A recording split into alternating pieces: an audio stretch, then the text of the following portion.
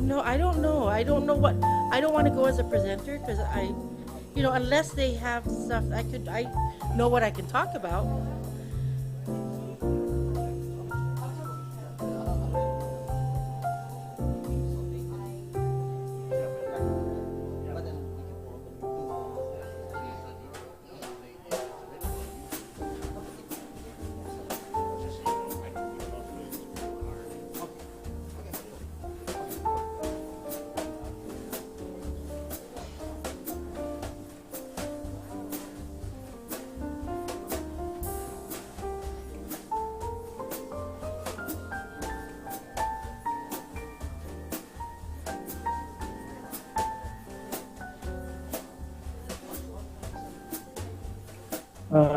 Type C, type C.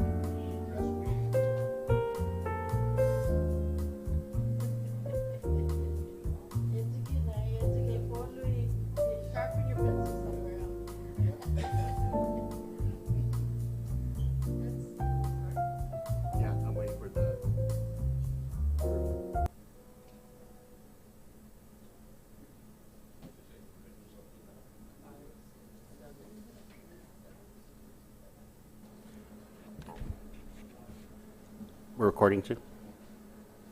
All right. Hafaday and good morning. For those of you tuning in, I'm Mayor Robert Hoffman, the Vice President of the Council. I was asked by Mayor Alleg to cover. He has a very important federal meeting at the moment.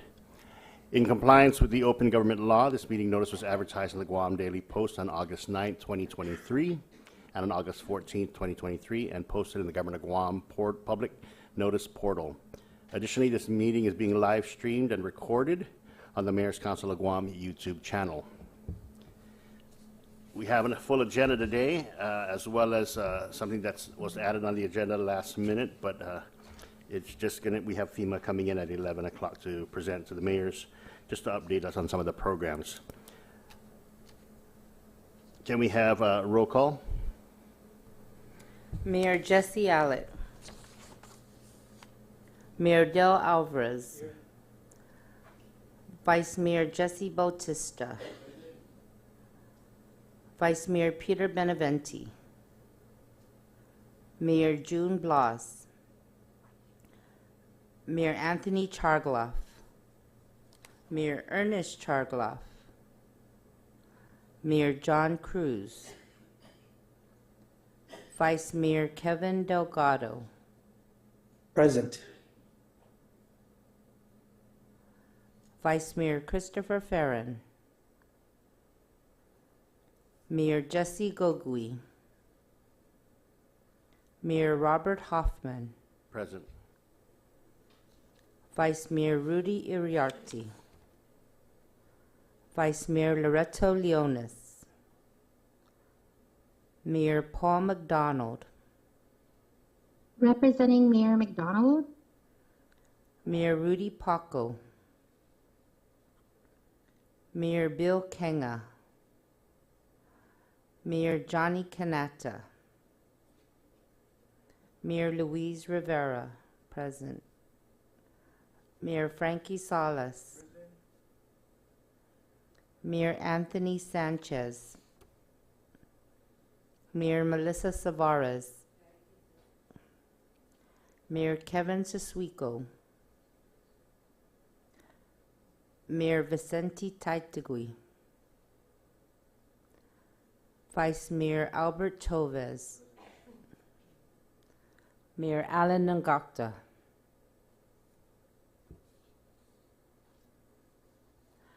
Mr. President, we have 8 members present. We do not have a quorum. All right, we do not need a quorum. That's for a special meeting, so we're going to continue on. Our guest speakers, we are taking no action. That's why. Our guest speakers for today, we have lined up. We have first presenting to us is Director Joseph Cameron and Mercy Munya from the Division of Vocational Rehabilitation, Department of Integrated Services for Individuals with Disabilities. So you may approach the front.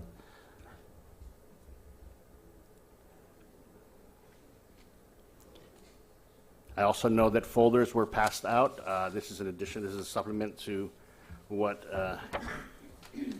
they will be discussing.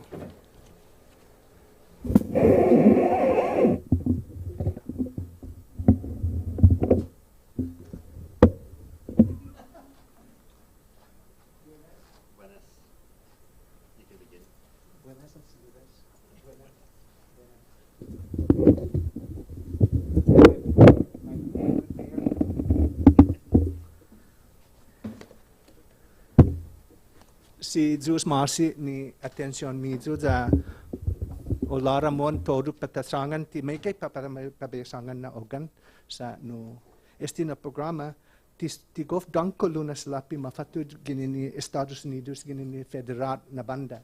Lo importante estin na mensahe sa guasya man inutit ni tisina man li maulik guasya man nisisita estina ajudo ni estina programa ni matugato ki para departamento para itori man inutit. Guaho si Joseph Cameron, matotso pago para division vocational rehabilitation. Estaba puesto Dr. Albert San Agustin, distimatay, taza no gumalui, atman esta disti bakanti, lo guaho pago mafanaan classified administrator. Pues ginin retirado lo mato tatisa mariauzo. You got to be a little bit crazy to leave retirement and come back to government service once more. But my passion has been for the past 52 years the field of disability, and I'm very excited about that. There's a lot of things that needs to be done in this field, and I believe as a smaller community, we can actually abound better services if we do some braiding, meaning we network. I'm going to be talking to you specifically about the individual for the older blind. And the definition under federal regulation, older blind, is anybody who's 55 years or older. And I know I'm one of them. Quite interestingly, even though I'm the director, I qualify for the service. Because it's not based on your income. It's based on need. And I provided you quite a plethora of things, but more importantly, just this is all I want you to look at. The rest is just reading material. And on the very top it says 367.3. Basically, that's the federal code of regulation that dictates the program. And it's very easy to understand. It's just a matter of making sure that when you have your referrals to my agency, Mercy, can you come forward so that we can see who you are? I see your beautiful face, Mercy. Yeah. This is Difunto John Muno's wife. He had just passed away this year. This is Senator Tina Rosemary Barnes' sister-in-law. Mercy is our specialist for vision specialists, and she's also very excited to be with DISIT one more time. Many years ago, when I was director of DISIT, Mercy was already on board with us under the Division of Health Planning. So we had Division of Health Planning at the time. We had the Division of Evaluation, Enforcement, and Compliance, which dealt with the Americans with Disabilities Act. We had the Division of Vocational Rehabilitation, and as well as the Division of Support Services. So it had four very posthumous divisions, and we're now down to two, unbeknownst to me, what has happened on the political side of things. Oh, I dare say that, didn't I? So the independent living for the older blind, as described, are to correct individual's vision. It's very simple. You can't make it any simpler than that. If it means that the individual who's 55 years or older, maybe we need to start doing some outreach, so that this is my first outreach, and this is to the government administrators of your municipalities, also known as mayors. So you will be my main outreach, if I might say. And you know who those folks are who probably have a need for visual screening. Why is visual screening important? Well, we don't know what's wrong with the individual. They say they have problems with their vision, right?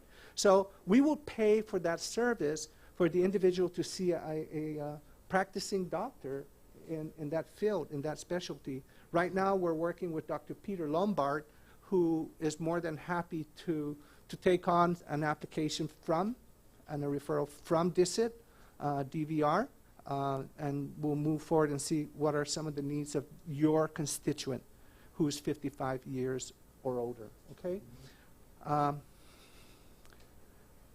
You might be wondering, is that it? No. We actually pay for surgeries.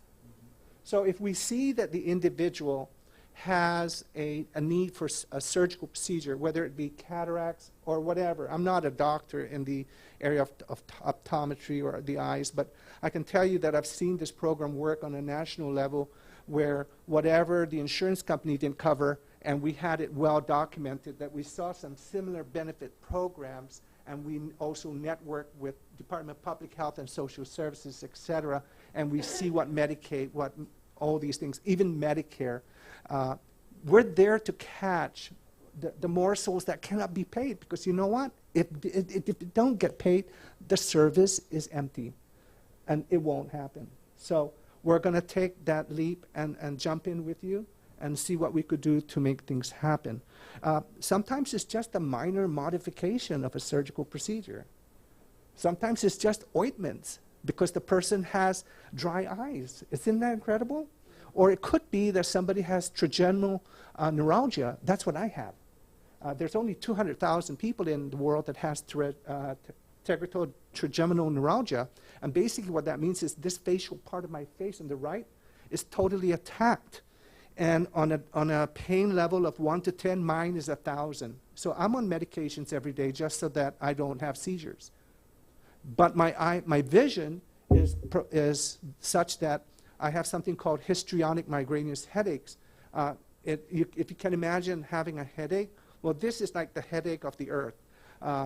It's deafening. So in these type of things that's happening around me right now is blowing me away. And if you were to come to my office, you will not see anything like this on. None of this can be in my vision because then I will lose my vision. But that's okay. I took enough. I took the medications I needed, and I'm okay. Now, another thing that I might bring to your attention is that some of these services require hospitalization. Amen, hallelujah. Like Medea says, hello, hallelujah. Yeah, we can go there too. The provision of eyeglasses or any visual aids, we can do that. I know that when this program first started years ago, I remember I was the director of DVR in 1995 under Governor Carl Gutierrez, BBAC. Let me tell you, we did some major stuff, but what we did do was we ended up doing just eyeglasses, and of course the feds kind of like, man masaw lekam. So it cannot just be eyeglasses. So these provisions could be something like we would hire somebody to go in to the home and reorientate si nana or si tata. Manu nagaigi I plato, manu nagaigi I para sagan maigo. Where is your bedroom? How many steps do you do this? These are visual things that we can help an individual so that they live as much as possible as though they still have their vision. So this is called mobility training. Of course, 55 years and older, I don't know about you, but I don't think I could learn to do Braille, you know, where I tactile touch. I don't think so. With this program, we can actually purchase assistive technology devices, and my friend Ben Servino will attest to that. Hi, Ben. Ben has been the forefront and the birth father of the Guam System for Assistive Technology. Thank you, Ben. And if anybody wants to know more about assistive technology for persons with disabilities, he's the guru. And I know that for sure. We feel that there are sometimes reader services. Now, if a person with a visual impairment just all of a sudden lost their vision, you know, like the e-books and stuff like that, right? Nothing prohibits me from making that happen. So that person, especially if they're wanting to read something, it could be typed into a computer. And this is what I was talking about to my federal counterparts yesterday, Mercy and I, that we may want to abound, even though it's only $40,000 a year, but I may want to put some of these computers for your visual impaired, that if they came in with a document, the software, or maybe it could be a software that I can implant into one of your tabletop or laptop that allows the magnification. And I know that the Word and the Microsoft has all these accessibility things, but I'm thinking of more up-to-date stuff. And so that's something we can talk as a community. Anything that deals with coping with daily living, even to the extent that a person who is legally blind, meaning they can see light, but they can't discriminate your face, but they can hear your voice. Individuals like that have tantrum problems of just getting into a bus and a mass transit. And so how do we do this? And it's all part of independent living, right? You know, how do you independently live? You know, it's really a tragic situation because si nana, si tata, si lumu, your brother, your sister, your cousin, or your significant other, or somebody in the neighborhood, right? Manisisita zunazudu sa tiposaga galunguma. You can't just bury somebody in the four walls of their home. Something needs to happen that we can possibly work together and see what we could do for people who are individuals who are blind and they're trying to cope with daily living activities. How do we get them out? How do we support them? How do we teach them? So I believe that this program, although it's very small, we can do some braiding, meaning we'll look around and see on our outreach services to see what other programs are out there that if they only had the ILOB, then we can finish that job. So the ILOB has not been in use for the past 4 or 5 years. So when I first came on board, I asked, where is the independent living for the older blind? Of course, I'll just be nice. I'm not going to say bad things. So it is now beholding of me as a professional in the field of disabilities to just make it happen. And I'm very happy to be here to share that message with you. Si Zeus Masi. Thank you, Director Cameron. Any questions? Any questions? The folder has that, this is the,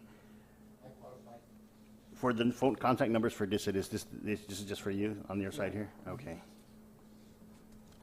And there's no question dumb, okay? If you don't ask, you don't get. So I'll give you an example. Colonel Ching Barrow, remember him? He was my deputy director for DVR. And he had what we call low vision, almost more so not just low vision, but legally blind. And so he needed cataract surgery, and without it, he would lose his vision.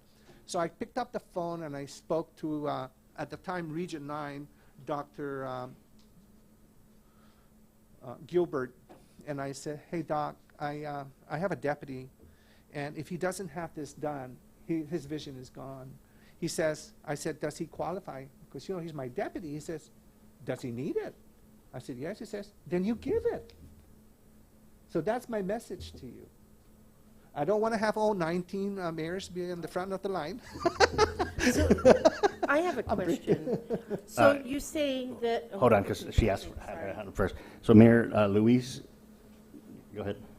I wanted to find out if there's a deadline and if I can gather the people that need this, you know, and have a meeting at our community center. Can we schedule for you to come and do a presentation? Yes. And also sign up, you know, at the same time for especially those in need? Absolutely. Praise God. This is an annual reallotment of the independent living of the older blind under the Rehab Services Administration. So there is no deadline. For as long as we can service and that the money is available, we'll proceed to it. And the good news is that for whatever funds I could not spend for 2022, I can carry it over to 2023 to a second year. All right, thank you. Mayor Silvares, Dededo? Oh, so if we, I would like to have an outreach also, but many times they have insurance, but they can't afford the co-payment. We can do that. So they can take care of the We co-payment? can pay the Okay. co-payment. Okay. We Thank just you. need documentation to the effect that, you know, without this service, they're at a greater risk. Yeah, we can do that. I did say hallelujah, didn't I? All right, any other questions? If they're not, thank you so much for your presentation. Thank you, appreciate it. Buenas. Thank you, Mercy. All right, up next, we have Mary Guerrero, but I also see the director, Edith Pangilinan. Thank you so much for being here, from the Guam Housing Corporation. So you can go ahead and proceed and approach the bench.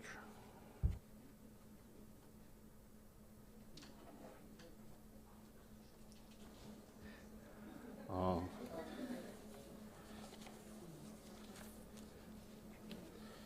Yeah. You can adjust your, yeah, not a problem there. And just, yeah, we have quite a few viewers that view in, so you can just talk straight. Just, yeah, you're fine. Just face forward and just talk straight, because then everybody will get the information, because the mayors who are not here also review this by watching it. So you can, we can see you, so don't worry about turning to us. We can see you. Okay. Yes. Thank you. Half a day, and thank you for allowing me to do my presentation. We wanted to share with you our programs at Guam Housing Corporation. We deal with housing, we deal with home ownership and for rental. So before I go further, I'd like to acknowledge the president of Guam Housing Corporation, Ms. Edith Pangilinan. And then I also have a loan officer with us. Her name is Susie May Santos. So I think right now we're just, as people show up, we're not turning them away because they don't have an appointment. They can even submit documents to us via email. So if they can't make the time and they can submit documents, we can run the numbers to determine how best we can assist you in terms of addressing your housing needs. So we have several programs that we have loan programs, and we have also a grant for down payment and closing. So our two direct programs require that the loan programs require that you have to be denied by one financial institution before you can come to us for the full processing of your application for a loan. We do advise, though, that the individual or families could come in first so we can determine what your buying power, how much you're eligible for, and then we'll give you a letter of referral at the bank of your choice to go and apply. Because with our mandate, you have to be denied by a financial institution that you can't get a loan through conventional means. So you have an alternative to come to Guam Housing. But you have to be denied for the amount that Guam Housing pre-qualified you. So if you're only qualified for $200,000 and you went to the bank and you applied for $255,000, we won't accept that denial letter because we can only help you with $200,000. So you really should be applying for what we can help you or below that. So it's best that you come in, get pre-qualified, determine how much your buying power is, how much you may qualify. We give you a referral letter of the bank of your choice, and when you come back, we can pursue the processing of your application. And we only need one denial letter. It used to be 3. And we had to stop that because I don't know about you guys, but after 3 denials, I don't think I want to go for a 4th one. So, you know, and it could be at cost when they go in to apply. So we don't want that to happen and when they're just going to get denied in order to come to Guam Housing. But so we do the preliminaries. We refer you to the bank of your choice. You only need one denial for you to come back, and we can pursue the processing of your loan application. We have the direct and the 6% loan program. These two are very similar in their requirements. The direct loan, we use the prevailing rate. So the prevailing rate today is 6%. It would be 2 points above that. So you could be getting, you would be at 8. Right now, we're seeing that interest rates have increased. We're trying to submit a change in our policy because we're seeing that as interest rate increases, the amount that you pre-qualify, of course, is going to decrease. Guam Housing can even include paying off some of your debts to see whether that would help you and it would make you financially so that you are able to afford what you need. But of course, if your loan amount is $200 and your debts, the balances is $10,000, so you really only have $190,000, right? So because we're going to be paying off your debts, but we will compute what program would best fulfill your needs for your housing. The 6%, the only difference with the direct loan and the 6%, the highest interest rate you can get on a 6% loan is just that, 6%. But it can go as low as 4%. So that one is fixed. All of our loan programs are fixed. So the direct and the 6%, the eligibility criteria is the same. You have to be a U.S. citizen, a resident of the territory. You have to have 2 years after you get your house. It's not something that you can just sell the following year. You have to remain in that house at least for 2 years. Again, I mentioned you have to be denied by a financial institution, and you have to be a first-time homeowner.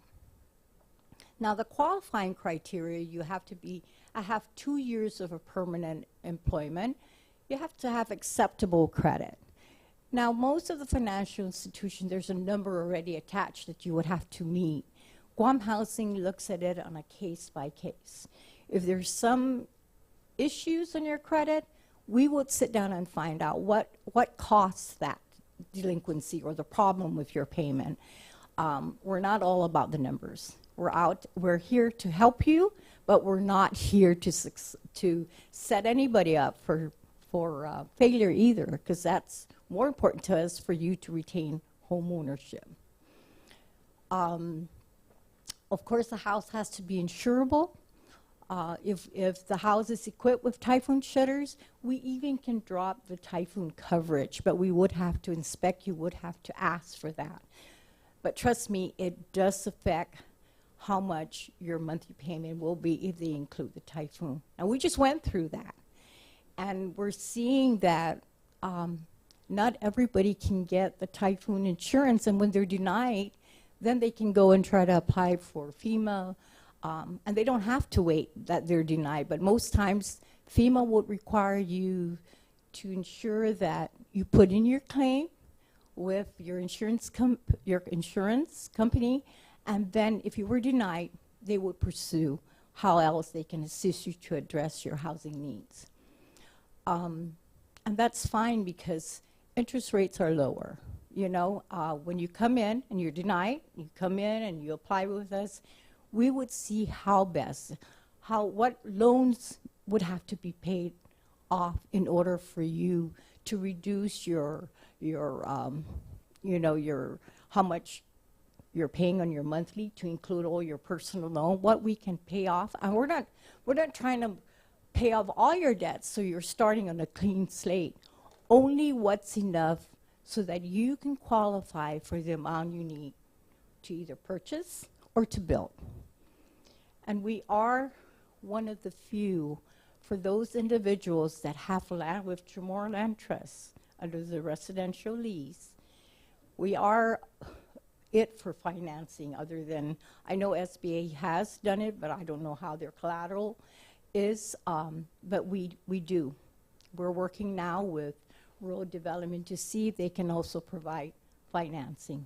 But because it's a it's a lease, and it has its qualification that, you know, you have Chamorros, and so those are not everybody. Not the banks won't be able to exercise their right to foreclose in the event the borrower defaults. So even if it's Chamorro Land Trust, really they should come in. Let us see how we can help your constituents. You all know the constituents, especially now, who have been displaced because they don't have typhoon-proof homes or a safe enough home. Maybe they need money for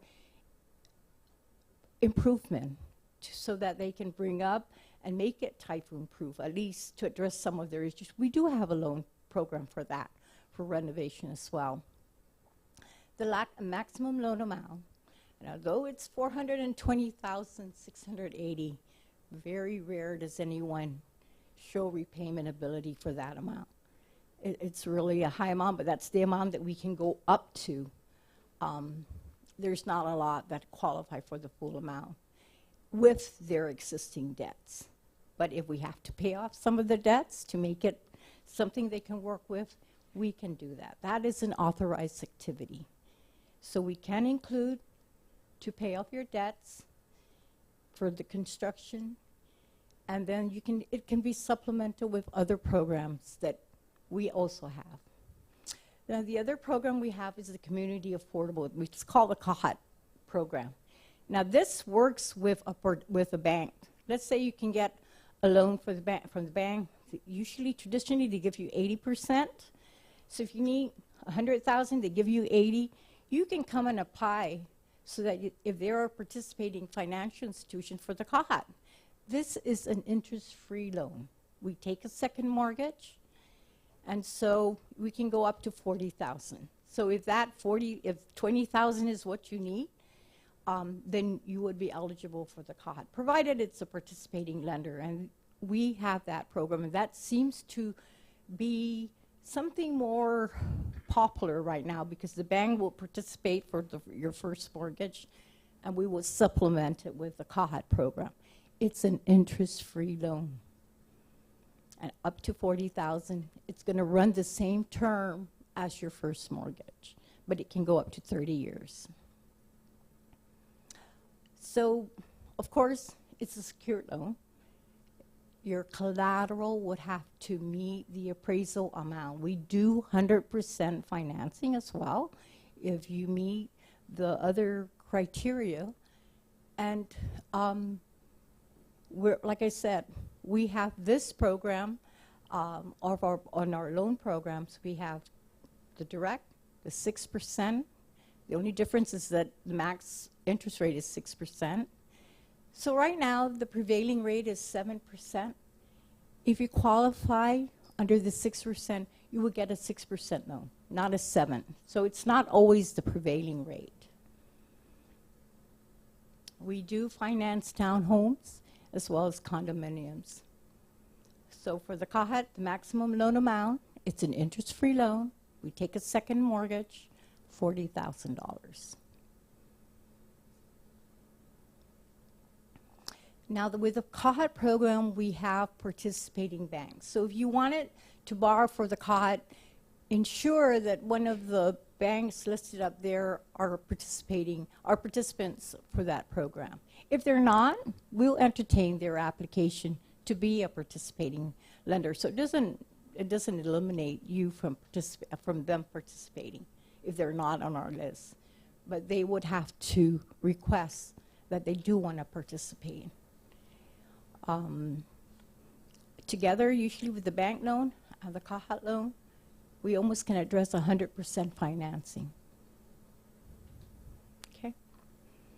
We even have the home improvement loan. I'm sure you have constituents that have already a first mortgage.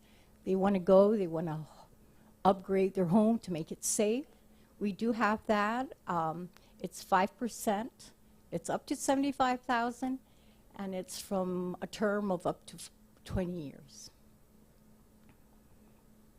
And it could be for renovation, for remodeling, repairs, or even if they're building a house and there's no infrastructure, they can use the proceeds for infrastructure as well.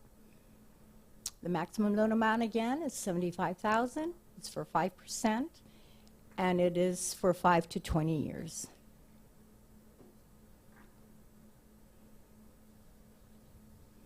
Okay, so we need your 2 current check stubs. We need 3 years of a filed tax return, your verification of employment, and a list of your current debts. Now, when we're doing the computation, if your debt is 10 months or less, we won't include that so that it won't reduce what you may qualify for.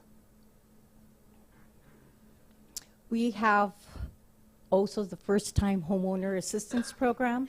This is a grant, and the qualification for the grant is that you must be a first-time homeowner for 5 years preceding the date of the application. You must be a U.S. citizen or permanent resident. You must be a resident for 5 years. Must include a copy of your purchase agreement. Now, if you're getting your loan from the bank, we just need their approval, their commitment letter as well. The grant is up to $10,000. The funding right now is from this cheated funds. That we're noticing that every year it decreases. The amount available to fund this program is decreasing. And people are just now really ensuring that they go, they don't leave any money in the bank that they can't use. So it's getting less than that, but it does help address your needs for your closing costs and even your down payment.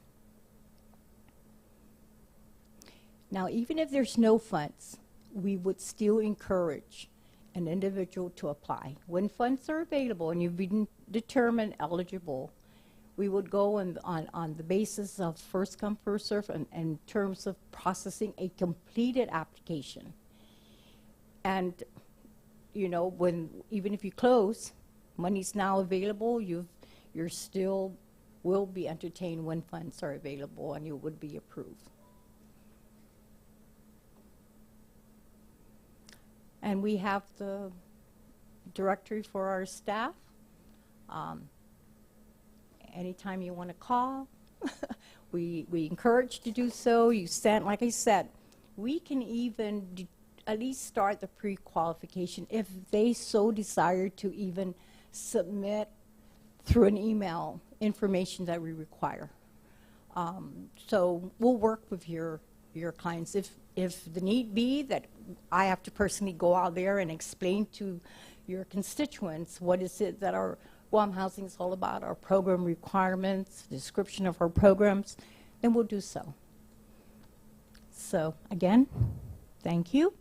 And if there are any questions. Thank you. Any questions? We have Mayor Veredo, Mayor Savares. First of all, Mary and Edith, your team from Guam Housing, I just want to thank you guys because whenever we have an emergency with a family in the village, specifically fire victims, Guam Housing always comes to the rescue in at least providing a rental unit for a short time for these families to go into for their emergency needs. It's a safe place. So I just want to thank you for having those units available. You've always been a partner during times of crisis, especially fires in our community. And then most recently, during the typhoon shelter, the disaster, families, you were there to be of help for families that couldn't go back to their homes right away because of particular damages that they sustained. So thank you to you guys and your team for always being there for our community. You're welcome. We want to reach out. If they can't come to us, we will communicate with their constituents the best possible way, but we still have to protect their privacy. So there'll be certain things that we can't do that may jeopardize their privacy, because that is something that we're bound to ensure. Any other questions? Thank you. Any other questions? I do want to thank you. I know I want to make a comment. I don't see a lot of young, we see people who come into our office to register, a lot more rentals than home buyers now, especially younger generations. And as the housing market is, and it's, what can we do to help you support either raising thresholds? Because I don't even think you can find a house for 200 anywhere here. Pretty hard to find something like that. Or there's going to be a major fixer-upper of some sort. So if there's something that we can do on our ends, because the one thing we don't want to see is our own people priced out of our own neighborhoods. We love seeing people when they build homes and there's that activity in our residents, in our villages, there are new houses going up and stuff, we support most construction, but when we see apartments and condominiums, other stuff, we know it's, that's pretty much not, hopefully it's for affordable housing, but getting that. So whatever we can do to support your mission to get our people into homes and to get them mortgages. We also encounter a lot of people who they're just stuck in the middle because of probate issues. And, that's, both parents died and they left the house with them, but they don't know where to go from there because there was no legal paperwork after that. And so if that's something that we can do to either lifting the threshold, helping with the probate issues or stuff like that, because home ownership is a big dream. I bought my first house 3 years ago, and it took me 12 years to save up because I didn't qualify for anything else on this. And, I didn't qualify because of the different thresholds there, which I understood, but for most of our generation, the generation after me, home ownership is a dream now that they don't know they can attain anymore. So right now, how we've addressed certain issues that we see what may be hindering people from applying is that we were now able to include the debt service, to include the debt consolidation. Before it was strictly to build or to purchase. Now you can include, we do 100% financing if you're within the ratio that that is in our policies. So for the housing, if you don't exceed 29% of your monthly income, then you can get the 100%. If you have debts that we're not paying off, to include your debt and your housing service, then you can go up to 41,000. But if your current debts exceeds 41, then we can consider paying off what debt to bring you down to the ratio that is established in our loan policy. So we'll work with that with the individual. We really are trying to do a lot of the outreach, because especially now after the typhoon, I think it's more obvious now that the housing needs of individuals have to be addressed. And they don't have to start with a two-story home, just something they can feel safe with, and so that that would be an issue that they are not, on the forefront. They have a safe place. And that's what we want to do. That's why we're out there. Like I said, we want to reach out to them. If it's by email, of course we're going to do our verification process. But at least for the pre-qualification, they can email stuff to us, and then we'll verify. We'll send out the verifications and do the processing after we receive the denial, that one letter that they were denied, getting it through conventional means. But we're here to help. You are our industry partners for reaching out to individuals that do really need to address their housing needs. And that's what we're here for. Well, thank you. We have your information, and we'll call you. I think this is very good to talk about and to have that discussion with high schoolers, college kids, and guiding them kind of through that, because, I love our realtors, but they're very, come talk to us about their house, and sometimes it sets them up for failure on that end. So Mayor Savares had a closing comment. We have a lot of veterans who have, and I notice that they have to bring in check stubs and all kinds of whatever kind of income they have, plus tax returns, right, that they filed in the last 2 to 3 years. But we have veterans who have non-taxable income, and they can show you those documents that they don't get taxed on these and stuff. So would they also, if they bring those things in, because some of them have like 3 non-taxable incomes because they're a vet from different eras, right? Would they also that pose some kind of qualification for them?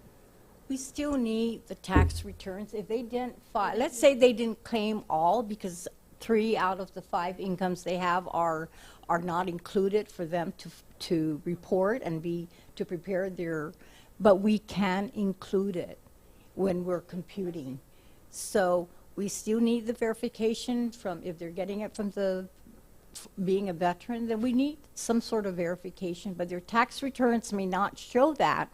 But the other incomes that are exempted from them to include in their filing, as long as we have a verification that they have been receiving it, at least for the 2 years, for us to consider that as dependable income, because we don't want to set anybody up for failure. So if it's something that they have received for 2 years and will continue to receive, even though it's not included in their tax returns, if we get a verification, we can include it. A cosigner could be considered if that's what it takes. Some parents are willing to cosign. The only thing is that they won't have any interest on the property. They're just there to guarantee the payment. Now, if they choose to be a co-borrower, then they would have to meet the requirement of being a first-time homeowner if they want to be included.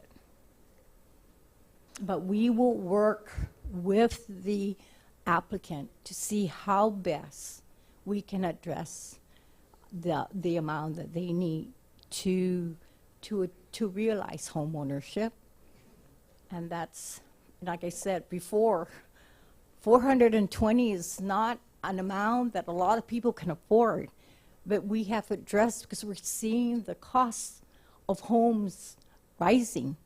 So, we can't just stay at 130,000 like the way it used to be, or 180. We go ahead with what FHA allows as well. Thank you so You're much. welcome. Appreciate Thank it, you Vice again. Agent. Thank you so much. All right, we have, up next, we have Ben Servino from the Accessible Van Transport Services.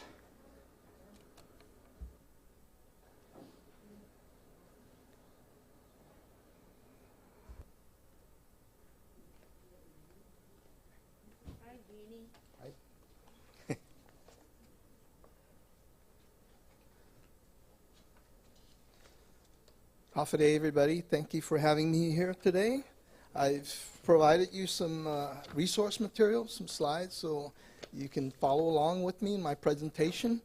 And I will highlight some of the barriers that I've identified as I go out to the different mayor's office. So this is going to be very educational for you. I want to thank the mayors for allowing me to be here today and for the efforts to comply with ADA, the Title II of ADA, and also the local public laws. There are laws here in Guam that requires the government to be able to provide services to people with disabilities and eliminate barriers, okay? So you have a program, activity that you're sponsoring. They all have to be accessible for people with disabilities. The purpose of my presentation is to provide an outreach and to inform you about the accessible van transportation services that I started, and also to educate you about the barriers that we've encountered along the way. You know, it's very interesting when you go out to the community and you see all these challenges for people in wheelchairs. I highly recommend that all you mayors get on a wheelchair and go to your offices, go out in the community and just experience how difficult it is. Once you experience that, then you really know how difficult it is for others. And you know, we're all temporarily able people. Later on, we're going to have a disability. As you get older, you're going to get arthritis, you're going to lose your vision. So you need to start preparing for that, okay? The ADA is a civil rights law. It's not a building code law. It just says you cannot treat people with disabilities in a discriminatory manner, just like you do with people who are of different race, religion, or sexual orientation. They need to protect people with disabilities. I do have the flyers. I'm going to talk about proper use of terminology, and I even have pictures of some of the offices that I visited around the island. I go around the island every Sunday and take my wife around the island, so we stop by the different mayor's offices just to see how accessible it is. On the slide for AVTS, if you look at the first slide, AVTS services, it's a non-emergency medical transport service, okay? We don't have a van that can allow a gurney to go in. We just leave that up to the ambulance services because that's not our purpose. Our purpose is to take people in wheelchairs, okay? Our vision and our mission is mainly for the 3 I's. We want to have people with disabilities be independent. We want to have them be included and integrated into the community. And to do that, we want to provide them this service. I'm also doing the service. It was established actually in May, just before the typhoon hit.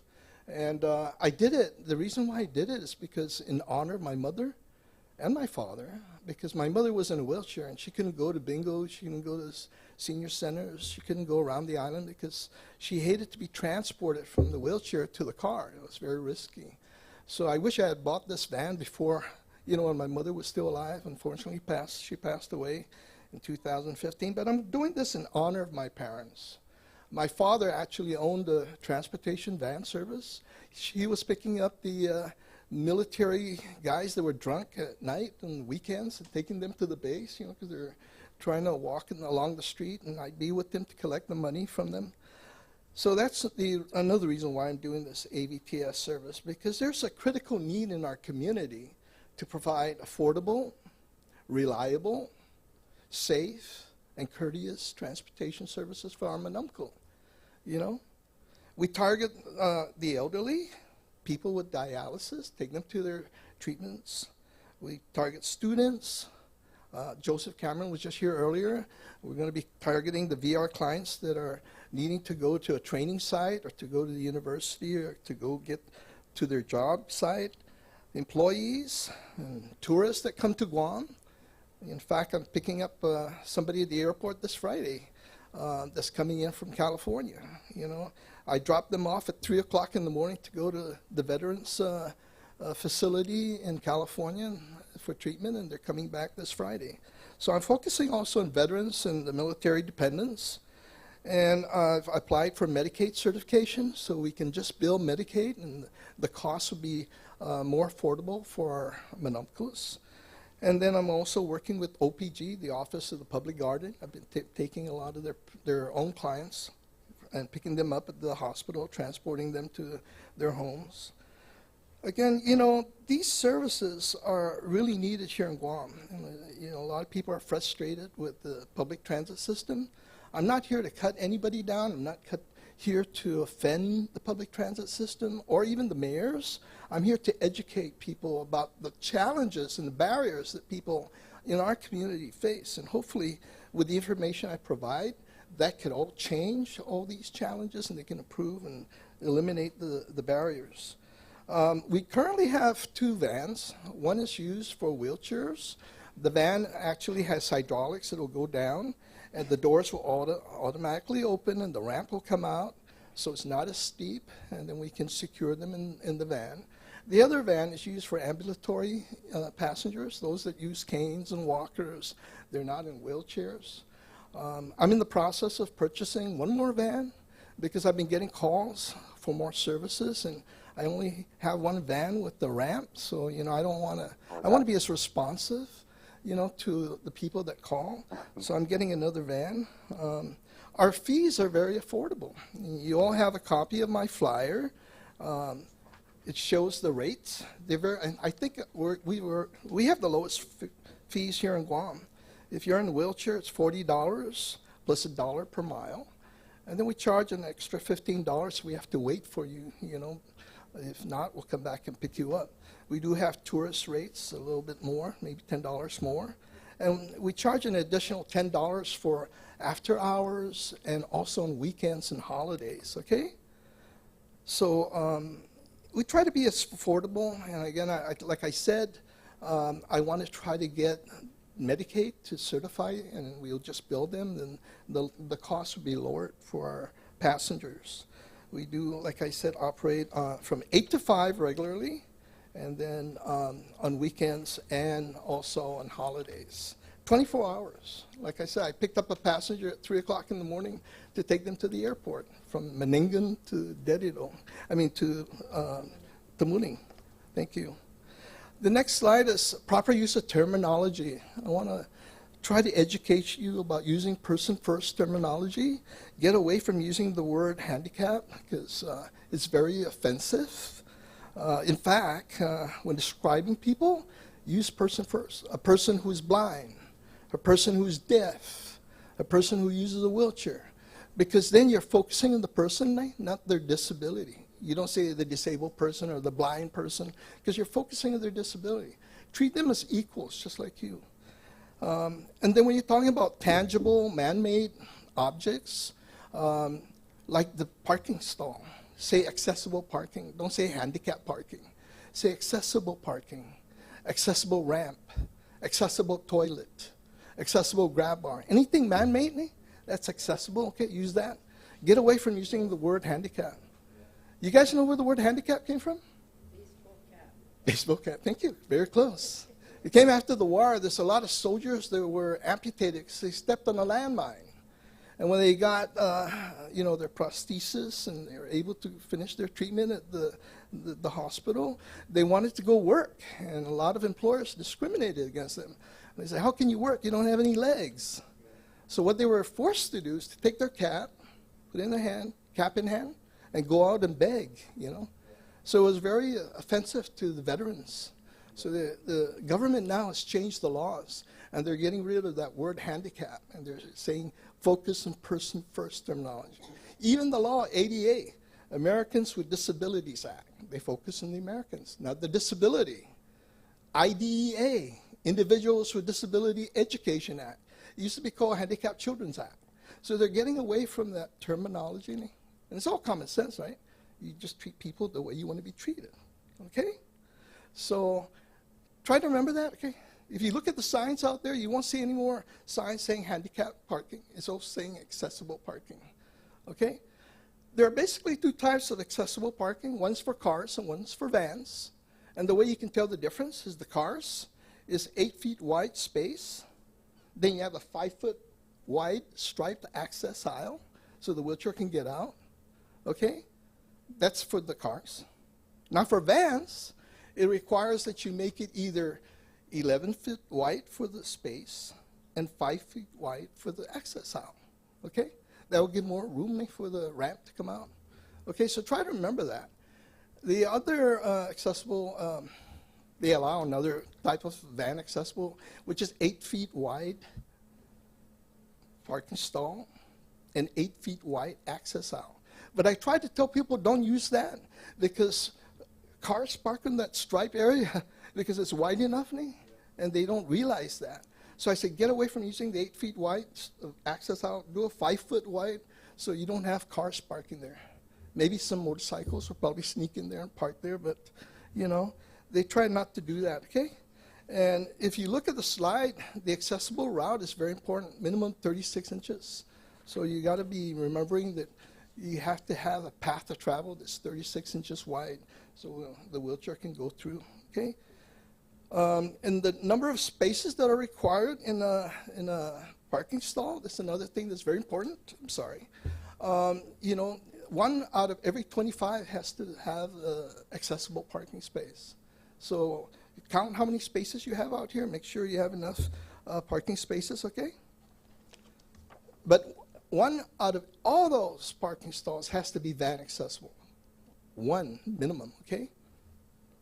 I'm finding that a lot of places I go to mayor's offices, the location and the surface of the parking stall is not in compliance. They're too far from the entrance of the door. It must be closest to the door entrance, okay? And it must be an access aisle, an access path, so they can go straight into the building, okay? And it must be firm, stable, and slip resistant, okay? It can't be slippery. I've gone to mayor's offices and I see the path of travel. There's water and there's wet surface and they can slip on it, okay? So try to make sure that that doesn't happen because the accessible route is very, very important, okay? And again, 36 inches is the important thing. I'm going to run through this real quick because I only allowed 15 minutes, but you have the flyers so you can go over it to study it. But the main thing I'm finding is the parking signage. I've gone to all the mayor's offices. The parking signage are all faded. You need to replace it because they can't even read it. I think the only mayor's office I've seen that has a lot of parking signage is Sinania Mayor. I went there and I said, wow, man, this is like going to Kmart. You know, they have a lot of parking stalls. But again, you know, when you look at the parking signage, make sure there's van accessible. That has to be on there. And the Guam Code annotated number and the penalty. Because if your parking signage is not there, you're going to have a problem. People are going to, again, ignore it, and they'll use that when they go to court and say, hey, there was no sign, you know, and then they'll, of course, the judge will excuse them and dismiss it, okay?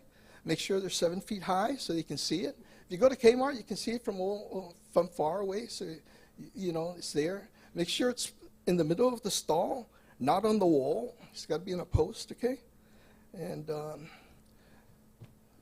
the overhead clearance, you got to make sure that if you're in a garage, there's 96-inch height, okay? The level of service. Oh, this is interesting. There are some parking stalls that have ramps that go all the way to the parking stall. That's very obtrusive. And you try to take a wheelchair out, it will hit the ramp, and you can trip. It's not safe. I just saw this new building across from DNA. It's the community first bank. They have that there. And I said, how did they get away putting that on? That's illegal. Again, you know what the problem is, Nate? Is our government is not enforcing it. Public Works is not monitoring this. You know? Public Works should be going around monitoring. I went there yesterday and I complained to them. And they said, hey, if you see anything, just, you know, let us know. And they said, we don't have the manpower to go and inspect everywhere.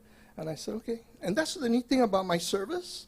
When I go and drop passengers, I go in there and I tell the establishment, hey, we have a problem here. You need to try to address this thing because we can't bring the wheelchair in. So, you know, business like this need to be aware of these barriers to access. And again, Public Works, just send us the pictures and we'll go and investigate it because we don't have the manpower.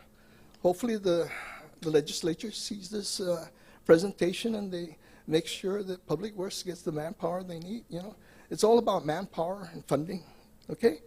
Curb ramps, make sure that you have flares on those sides. I see ramps that just come out and you can trip right on the edge. Make sure there's a 10-degree flare on the side so they don't trip, okay?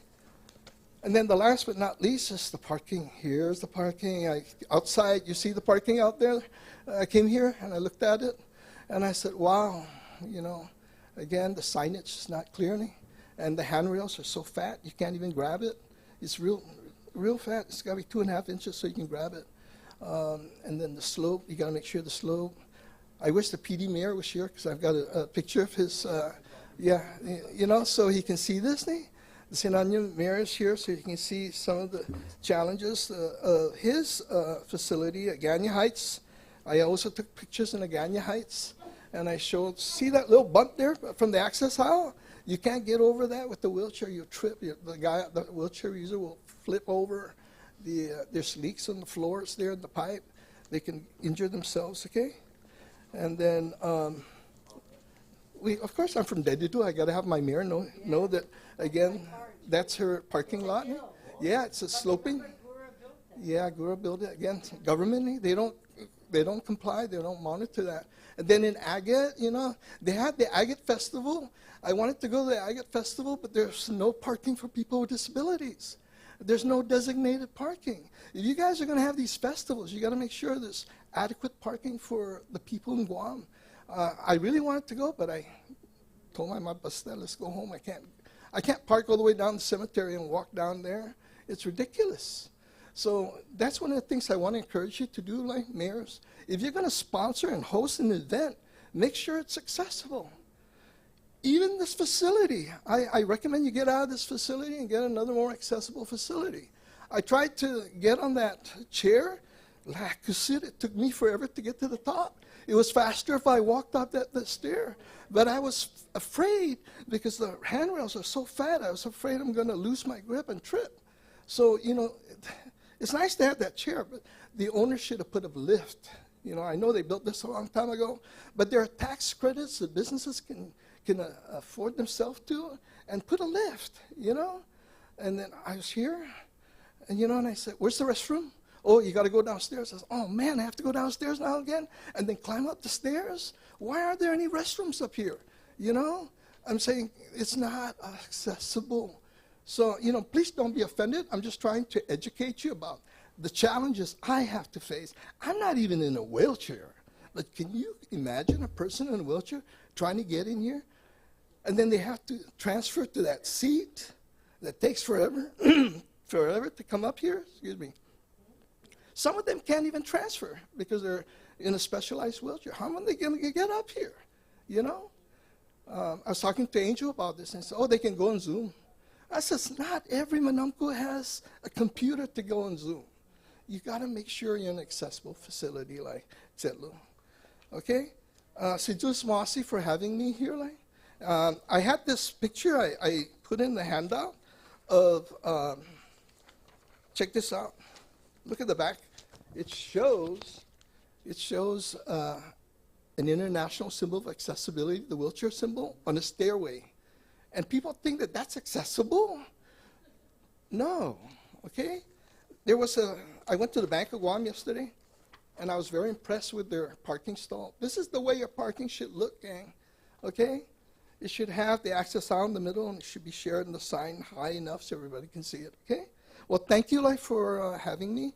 I'm sorry I rushed through this, but you have the handout. You can review it. And if you need to ask me any questions, I'm available. Appreciate it. Thank you so much. Any questions? Sure. Mayor Savares, Dedido? Okay. You know, yeah. Okay. You know, Benny, I just want to thank you. Ben's, for disclosure purposes, he's actually on my municipal planning council. But I also, when we were resurfacing the park and doing our walkway around our Lenture Park, we actually built picnic tables. The contractor built picnic tables. And one thing that he actually brought up to us is that the picnic tables you need from the sidewalk to the picnic table, you have to think that we're in a wheelchair. Can somebody in a wheelchair get to that picnic table? We had to make sure that the walkway to the picnic table was wide enough for them. And then when the table was built, you know, you have to make sure that the person in the wheelchair can actually sit at the picnic table. And it was only 3 inches off the edge of the stand. We had the contractor add the extra, 8 inches, so that the wheelchair person, a person on a wheelchair, can not only get to the table, but also sit there comfortably in their wheelchair. So those are things that we kind of had to go back with the contractor and Parks and Recs to say that, you know, Public Works, like Public Works said, they don't have enough people to inspect and put those things in their scope of work. But I think as us, as community leaders, we need to make sure that when we're building these things, those things are kept into consideration. We're redoing our basketball court to put the hat over it, and we have a bathroom that we're building. We made sure that the people that are in the basketball court have an accessible ramp to get to the toilet, to the bathrooms as well. So every way that they're going is that, and most of us are having a little renovation and construction going on. So those are things that you need to also, we should keep in mind when we're doing that. Thank you, Benny. Thank you. Thank you. Thank you. All right. Up next, we're running a little bit behind schedule already here.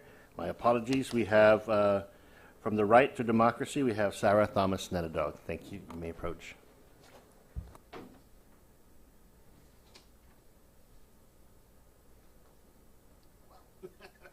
They got you to help. And FEMA. You can there and then face there so the people at home can.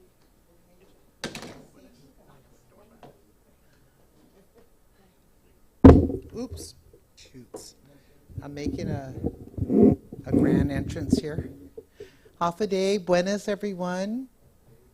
Mayor Hoffman, my mayor in Derrida, Mayor Savaras, and of course my other mayor from Agate, where is he? And my Tamuning mayor, and all of you who are my mayors and friends.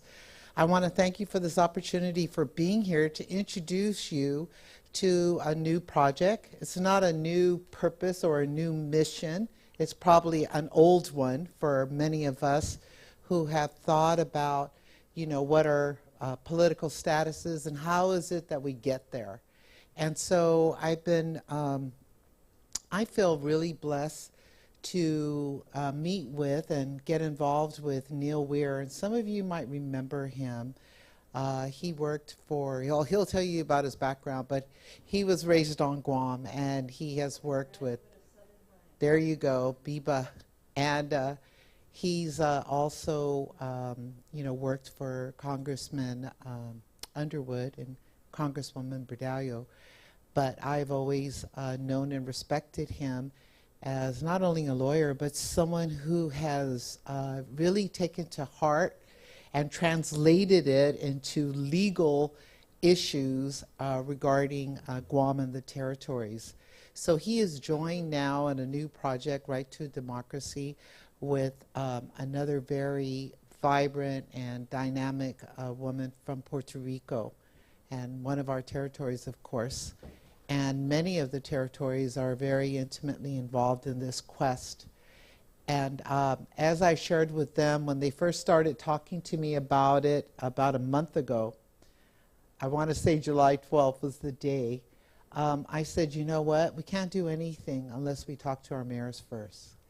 I've been in the field for 40-some years, and my respect for the mayors is you know, is critical.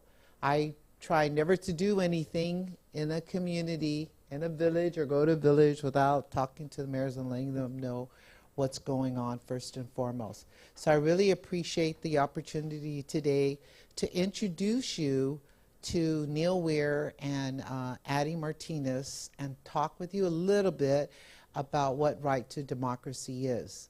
And we want to invite you to the launch at the Guam Museum and that will be 5 to 9 on Monday. Is that the 28th? Wait a minute. Am I wrong? Oh, yeah, darn it. It's at the Hilton, right? The Hilton. So we all like to go to the Hilton every now and then. So it's at the Hilton Gallery, 5 to 9 p.m. on Monday, the 28th. Okay? And then earlier that day, we'll be at the Guam Museum, and we'll have what we call a dialogue, or you might want to call it a listening session, where we ask people to sit down and talk about their feelings about, you know, democracy. What does that mean? And, you know, sure, it's going to get into the realm of political status and any other possible related subjects. But we want the people of Guam, first and foremost, to have an opportunity to say, what does that mean for me? I will tell you personally, being born and raised here and being an advocate for our grassroots, that is very deep for me. It's emotional for me because it's very well connected to what we're doing in terms of our socioeconomic development and the value, our value as decision makers and as drivers for, you know, in terms of our vision for our future. So as I said before, I thank all of you mayors for being here and listening, and I now would like to welcome Neil Weir and Addie Martinez Honan to the group. I want you to know, for those of you that have heard of Terry Guevara Smith, have you heard of her? She's like our voice in Washington, D.C. as a constituent, as a veteran, and just she's such a go-go person. So she's on island now. We were on K57 yesterday, and I said, hey, stop by and just say hi to the mayor. So she pops in, just say hi to her. At least you'll know her face, her beautiful face, and know who she is too, because she is a real force for us in Washington, D.C., along with our congressional representative. She's like the grassroots go-go person. So she may be coming in. So without further ado, I'd like to introduce Neil Weir. And Neil, thank you so much for taking time to being here today. If you haven't met them before, these are our awesome mayors. I'm very proud to be standing alongside them, and I look forward to your presentation and sharing with them the excitement of right to democracy on Guam. Si Diyos Masi. Si Diyos Masi. Sarah, thanks so much for helping set this up. Can folks hear me okay? Yes. Perfect. Well, thank you again for having us be able to talk with you a few minutes this morning. Glad to be back among friends virtually, and I'll be back home in a couple weeks, and hope to be able to see some of you in person. Have marched in the streets and campaigned with many of you, Mayor Suarez and Dedido, Mayor Hoffman, my own home mayor, where my parents live in Santa Rita, Mayor Alvarez, and good to see, I guess, my neighboring adopted town of Agate, Mayor Soswico. Good to see you there today as well. And I think some of our work that we're doing with Right to Democracy really ties into some of the conversations that have been going on today at today's meeting around different issues of disability. Great to see Joe Cameron there, who I've worked with in the past as well. Because this idea of a right to democracy and having a say in the decisions that impact your life, of being on the same level as other people in the United States and throughout the world.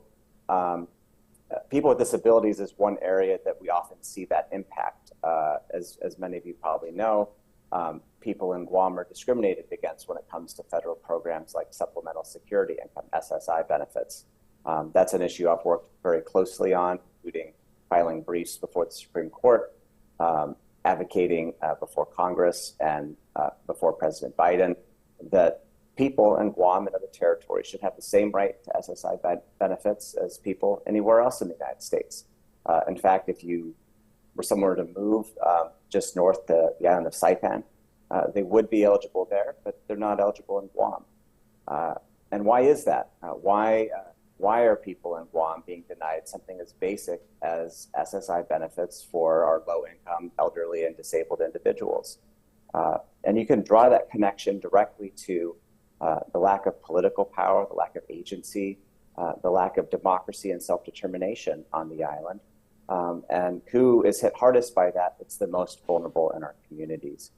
And so that's something I've been working on over the last 10 years to address issues of democracy and self-determination, advocating for equal rights, disability programs, and other programs. And just in this last 6 months, I've been really excited to co-found this new organization with Addie Martinez-Roman from Puerto Rico to bring the territories to work more on these issues together. We have a voice of us, each of us in the territories, but when we combine those voices together, when we bring in people in our communities back in the States, like Terry Guevara-Smith and others, we have an even stronger voice. So finding ways to build our community on the island, engage with our community and family members back in the States in order to strengthen our voice and advance issues of democracy and self-determination for the people of Guam are some of the issues we want to be focusing on.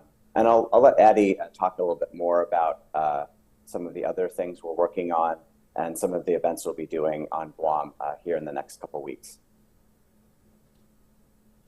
Thank you, Neil. Buenos días a todos.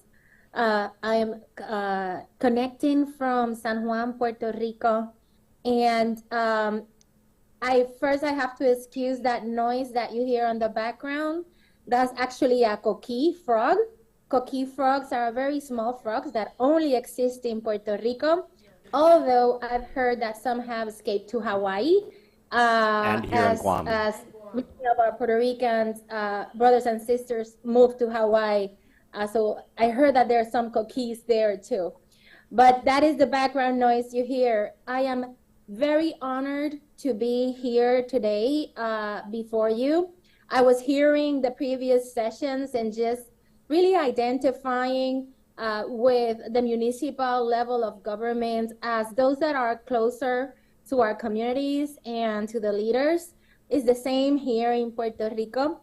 And before joining in this quest with Neil, I've had been working for more than 20 years with low-income community leaders here on the island in their quest to have their needs met by government through advocacy efforts. And I've always been of the belief, and I've studied all through my doctorate, how is it that we can make fundamental rights, human rights, realized in communities? And definitely it is not enough to have them on paper. The conclusion I had in my doctoral dissertation and in practice for more than 20 years is that people will only be able to have rights when they're able to practice them.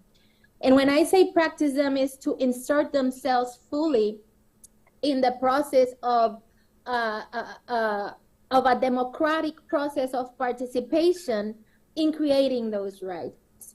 So this quest of working with communities, I actually founded 2 organizations here in Puerto Rico, one that accompanied community leaders in their advocacy efforts, and another one that worked with disaster recovery.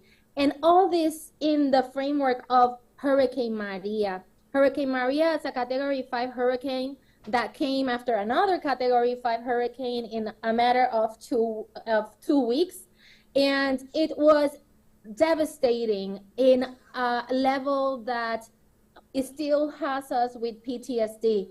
And the realization that the federal programs and the programs of recovery were not meeting local needs, and the advocacy efforts to meet with Congress people, to meet with agency heads, to try to make them understand that some of these programs have to be adjusted, or how we could work with the difference in language, the difference in income. In Puerto Rico, there's a very high level of poverty. It was such a challenge.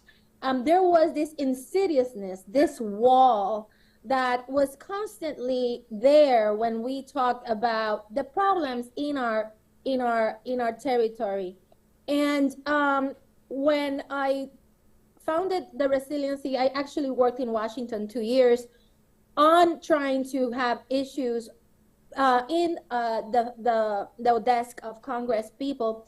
It was very difficult also because there is no real political pressure. There's no real agency that we can have as communities to decide how federal programs are built or what is the pressure to change things that do not apply to us.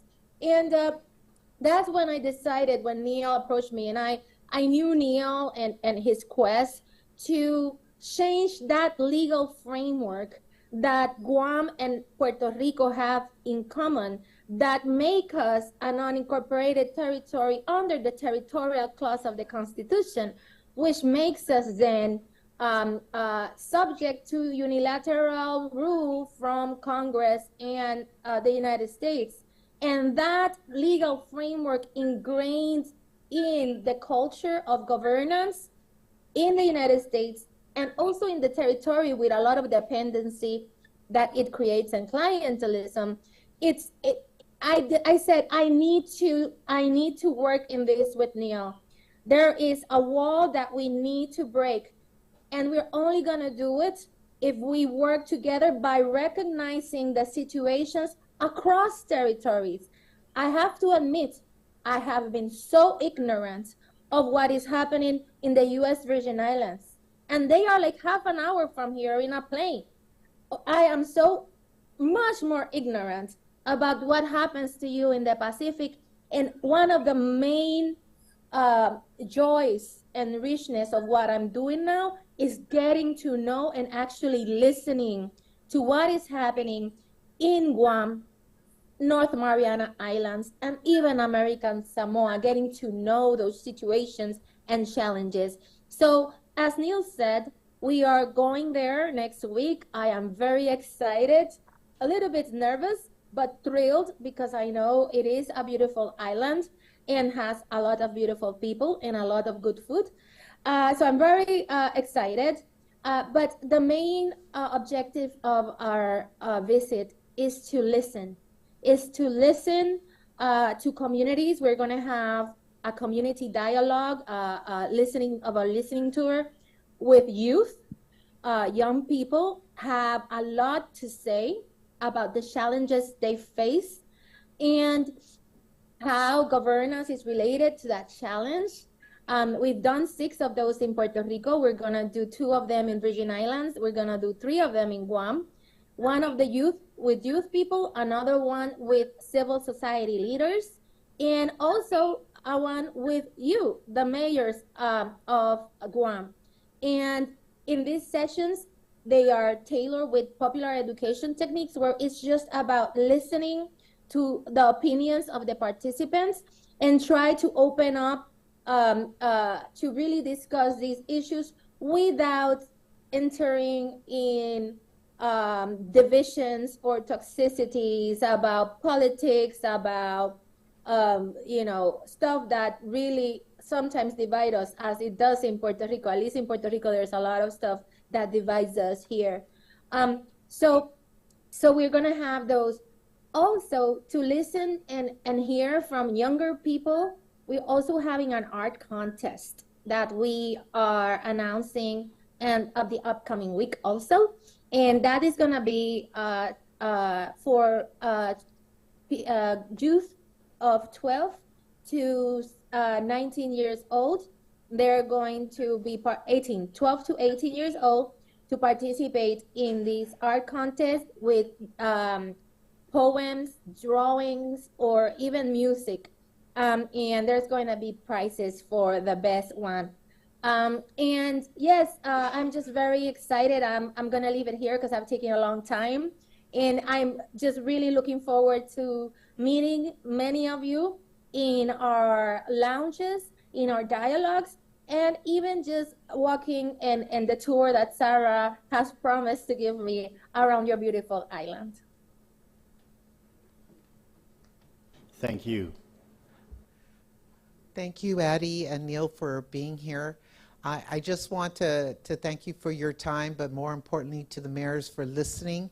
And as I was sharing with you before, I can't imagine doing such an awesome project like the Right to Democracy without having your voice and your presence there at one of the events. So the first event that we really mark it on your calendar now is on Monday night at the Hilton, and that's the 28th from 5 to 9 p.m. We're going to have the youth dialogue earlier in the day at the Guam Museum, and this is where we also could use your help by recommending a young person up to the age of 17 and, up to 25. And then we'd also like to see you or your municipal planning council reps at the dialogue at the museum on the second day. So we have 2 sessions, 9 to 12, and then we have the other one at 2 to 5. So I'm going to be contacting you and asking you who's going to be your rep, because we can't move forward. And as has been said by Neil and Addie, this is a one Guam, one territory endeavor. And we need the voice of the grassroots. We need the voices of our mayors in order to understand the next steps and the way forward. So if there's any questions that you might have or comments, please, if we have a little time.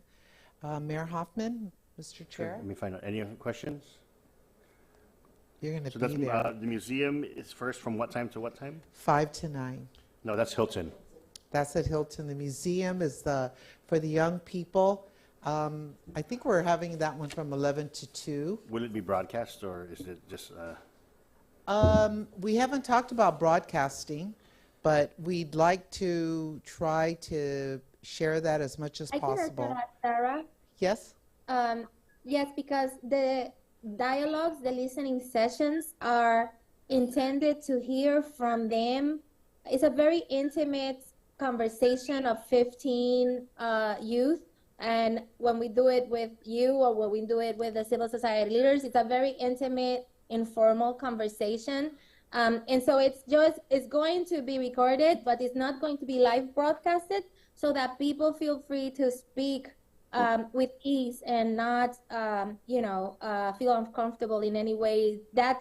All that information that we are gathering from all the territories are going to be collected in our reports that we will be definitely sharing with everybody and all interested people across the territories. Thank you, All right, thank Addie, you. for that clarification. Any questions Thank you, from Mr. the Mayor. members? Mayor Savares? I just want to welcome Neil home. Good morning, Neil. And we're excited to see you. It's been plenty years, but we know you've been doing Guam's work and the territory's work out there in D.C. Thank you. Thank you, Sujas Masi. All right, if there are none, so Situs Masi, thank you so much. We look forward to working with you. All right. Thank you. Gracias. Gracias. All right. Thank you. Thank you, Neil and Addie, for being here, and thank you, the mayors, for listening to us. And I can't wait to see you at the launch and at the dialogues. Not a problem. Thank you. What next? We're on to announcements, but before we get to announcements, we actually have our FEMA partners here. They've been asked to come here. They're the program leads for all the different, I guess, you say programs that we've been doing, and I like to call them forward already. To approach, my apologies for the delay. We ran a bit over on some of the questions, but who's going to present for FEMA or talk to FEMA, or do you want to have a? Everyone's smiling. We know there were questions and concerns raised by some of the mayors prior, and I know you have some answers and some discussion. So come on forward.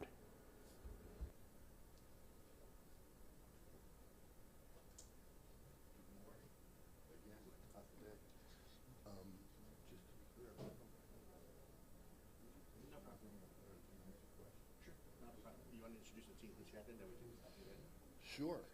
Yeah, you can do the from the mic, just introduce the team, and then we can just have the questions from there. Good morning.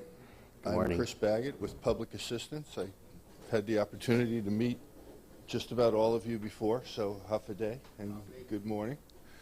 Along with me, we have Mary. You want to come up?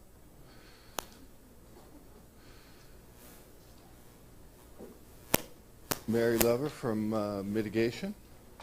Chuck Deiters from Environmental and Historic Preservation. Brian Bowie from Individual Assistance. We've got SBA here. I'm sorry, I don't know you. Oh, IRC, okay. So as far as I know, we're here to answer any questions that you may have and provide you with any information that you seek. So, We can start then. please. Thank you all for being here. I know some of you had questions. Some of you couldn't make it to the Saturday meeting we had with Mr. Fenton, and I know that Angel, did you have? I know you see them regularly on Tuesdays, Wednesdays, whichever. But I know you've also heard it from some of the mayors. So if anyone wants to start on some of the questions, don't be shy right now. 'Cause they're all here. Do you want to start, Angel?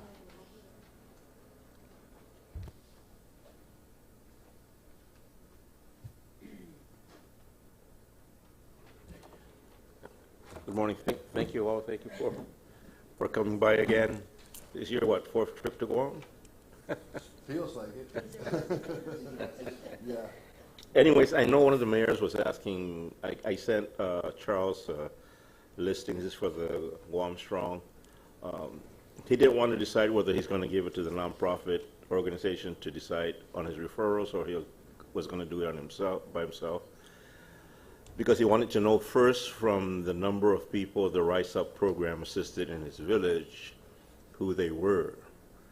The applications came to the mayor's offices, but none of them had any answers as to who was really assisted. So before he decides to refer somebody else, he wanted to know whether he can find a list somewhere, somehow, that lets him know who in Manila was served by the Rise Up program, because he wants to spread the program as much as possible instead of just giving the same people again the same assistance. So Charles, I don't know if you have that answer. I was talking about privacy and all that, but and we know that the Rise Up program, even if you were helped there, you can still be helped by the Guam Strong. So, but some of the mayors don't want to do that. They want to separate, give another person the opportunity to be assisted. So that's the only reason why you see Manila's the only one that doesn't have a decision yet on the Guam Strong. So with respect to Rise Up, that was done by the Army Corps of Engineers. I don't have the statistics right now as to what properties that they serve, but I will reach back to them and find out, and if I can get a hold of that, I'll bring it to you so you can share it with the mayor. Okay. But as you can see from the listing I gave you, a majority of the mayors want to do the referrals on, by themselves. Yes, quite and a few, I thank you for that. That was going to be very helpful. Okay. And just for their edification, do you know when we're going to start this? Is it the 24th? So we are working through some privacy issues still, but we are anticipating the first team lead to be on island this weekend. And if everything comes together, we should be starting repairs the week of the 21st. And we're still looking at about 100 to 125 homes, right? Right. 125 homes are what our projection is. We're looking at getting more referrals than that because we think some of them will be ineligible, but we hope to whittle it down to 125. Okay. And then with the meeting with Bob, thanks, Charles. And the meeting with Bob, he also brought up an opportunity for the Mayor's Council to apply for mitigation. So the lady in charge of mitigation, a lot of the mayors, in fact, all the mayors want to apply for a program to outfit their offices with generators. Okay. And water tanks. Okay. And Bob said that there is a program for that. We just need to apply somehow. I don't know if every individual entity or as one. That I would, the state, or I'm sorry, the territory is going to work with all the local governments, they're the mayors. If you need to apply for a grant, you can apply for a hazard mitigation grant program. There's also other the BRIC program, which is an annual grant that you have to, it's a national competitive grant, but you can apply through the territory. And then same with HMGP, you can apply through the territory, and yes, generators are part of that. There's what they call a 5% initiative that generators can be applied for that's without a BCA or a benefit cost analysis. And so, and then anything past that 5% would have to have a benefit cost analysis. But would it have to be the local government, or can it go down to the municipal government to apply on their own? Will depend on how Guam wants to do it, how the government wants to manage it. So, because it is basically what we call a state-run program, so Guam as a territory would act like a state, and then they would submit applications. So we would have to deal with like the GAR then? Probably, right? Most likely, yeah. Because they will have a mitigation council, I think, set up, and then they look at the projects, see what's coming in, and it is up to, you know, the state or the territory will set the priorities. They will look at what projects they're funding. I know right now that some of the projects they're really looking at is critical infrastructure and critical facilities. So, and I know generators were brought up, so that is an option. We'll follow up. But Ron Obispo is the Yes. Guam Territory's hazard mitigation officer, and so we've been working a lot with him on future projects and what that's looking like with the amount of money that they're getting. So. All right, thank you.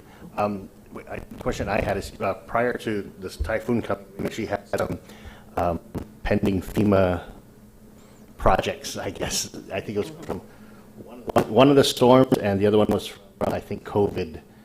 I remember we had this discussion, Angel, prior, like what happens to that? Because I think the ones that were the typhoon related, because I think like Barragata had some reimbursements coming or repairs, and then this typhoon got rid of the whole rest of the structure. So it's like, you know, so it was kind of we're in between this now. So when we opened up our grants portal, I didn't see any of it anymore. I didn't see any of the previous declarations or whatever they call them, the codings. And I've had problems with the grants portal website for the last few days also. It's been down, and I have a meeting today, for a PA meeting today, and I've been trying to do stuff, and it still doesn't show me any access. We had our PA meeting every Tuesday with FEMA, and we're really having a difficult time for the portal too, and our grants too is see the whole Teason field. That's our site for our grants that we have already, and it's really a mess in Teason. So we have money ready to do the courts and the buildings, and it's a disaster there. And we only got to December. Were these PA projects? Or PA projects from, what, do you remember what it was, Angel? What was it for? It wasn't Dolphin, it was the one after Dolphin. MCOG?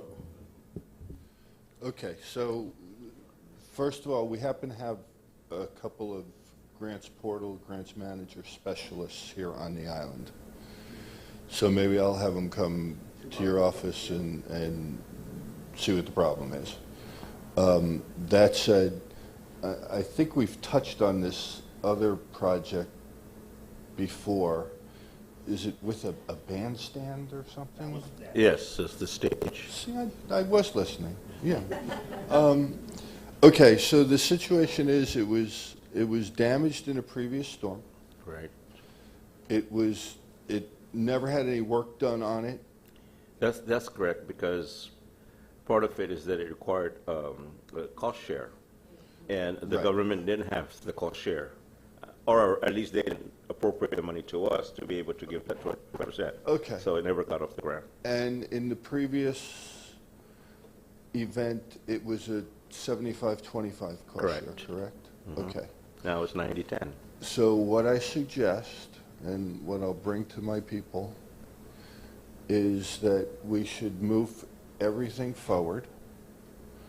We'll put the combined damages on the Mawar and get the 90-10 Yeah. for There's everything. 13 projects, in fact, though, that none of them. Now there's 13 projects. There's 13. So did yeah. you change your mind? Mine's a reverse. There's 13 projects, but none of them got started. So- Same reason. So can we, let's figure it out. I guess we should probably take this offline. All right. So you can give me a list of the 13 projects. We'll look at them all, see what, where we stand, what we can do, all that sort of stuff. But this is going to take, Yeah, every quarter I just give them the same verbiage, no action, for your no quarterly money, please report. extend. Yeah, I understand. Yeah. So let's set up a meeting. All right. We'll come to see you or. Even Mayor Chamuni is over there has a project too, and hers is the generator replacement. Remember that, Mayor? From Mancook. Years ago, Mancook. But also the, our generator house. Okay, so the generator sits in a little shed or something. The shed was damaged or destroyed, and now the generator doesn't work? Is that the gist of the story? Okay. Has anybody from FEMA come and look at it yet? No, not at this time. I was just informed by our PA that our representative Carolyn that the inspection team will be coming out. Okay. Will be going around. I know, just for everybody's knowledge, I know that our site inspector teams are on the ground. I have 44, I believe, site inspectors. They are starting, like now, this week, to make appointments to do physical site inspections out in the field. So if you have not yet been consulted or contacted, you will be shortly. To tell you the truth, who goes first is really a factor of how quickly you get your damage inventories into us and into grants manager. So that's really the way it is. So if you have already submitted your damage inventory line items into grants portal, expect to hear from our site inspectors in the next few days. Okay? You have any questions? The only thing is that the Mancook application was not individual villages, not like it is now. It was just under MCOG, so it's not probably it's not going to show up on their individual PAs. Okay, so it's under the territory. Right. Yes. Okay. Well, we can figure that out. Okay. Mayor Savares? Mayor. I just had a quick question. So part of when we did our PA meeting with everybody, right? One of our requirements is that we have to, we all know what our procurement law is and that we follow the same procurement process. But each of us individually has to go in and in our grants portal, put the procurement law packet in there. Is there any way that can, because we all have the same procurement process that we're following, is there any way that can just be automatically uploaded then rather than all 19 or 20 of us putting the same thing in the grants portal? I think so. I'm going to have to start taking notes to remember all these things. But we should be able to do it. And just, is your procurement policy the same as the territories? Yes. So let's upload it to the territories at the applicant level, and if that suffices for everybody, then let's try and do that. Okay? I'll see if I'm breaking any rules by saying that, but I'll work towards that. All right. Okay. Mayor Luis? Okay, I just got a call before I came over, and this is for individual private property owner, but it's along Route 1 Marine Corps Drive. And so there's a retaining wall there. And so that area there is owned by a private owner. And then across the other side, we're saying it's the beach property. So they were trying to notify the Department of Public Works, who's in charge of Federal Highways, Route 1. And then our office has been the one maintaining all the overgrown grass that goes over that retaining wall. And then there's a private property owner that has the title. So, you know, he was mentioning to me that they're meeting with an inspector today at 1:30 who just came in from Hawaii. And they were asking me to be a part of that. So, I mean, you know, is this something I'm going to have to include into ours, or is this supposed to be with the territory, with Department of Public Works, and go, you know, because they're federal highways, it's along there, and then there's that retaining wall. So let me back up a little bit here. What is it that you want done? Is it just debris that you want picked up? No, they're finding ways to mitigate that area because the retaining wall could be like this high, but then all the fallen rocks from the top of the cliff and the trees. This is just along Marine Corps Drive, you know, and then across it is the beach. But this is on private property? Where everything from the wall behind the wall is private property, and then across on the other side where the beach is, he's saying that that's also their part of their property.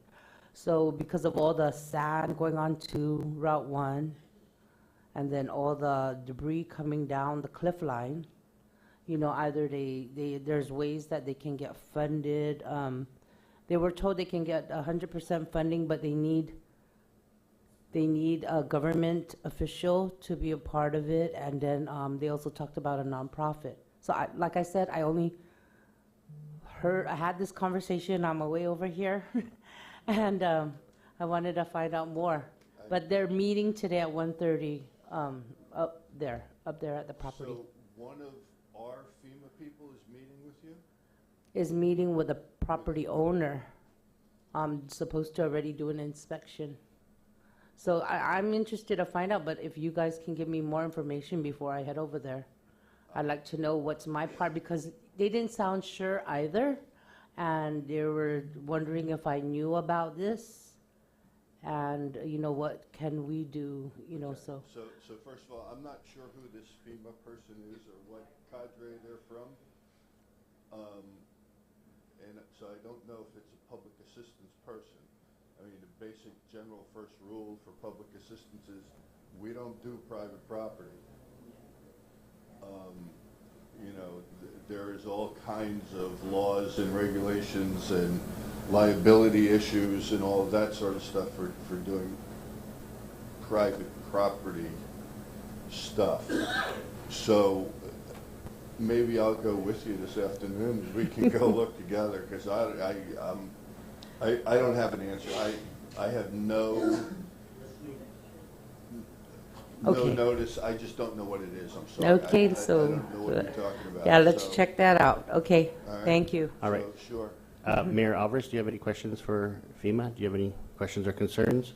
Mayor Salas, do you have any questions or concerns with FEMA? We do have a question from one of the online folks. Is the only available thing they used at for funding for what do you call it? Preparing for the storm to come was the ARPA funds. Are those reimbursable? Because they're getting yeses and nos, and from both sides.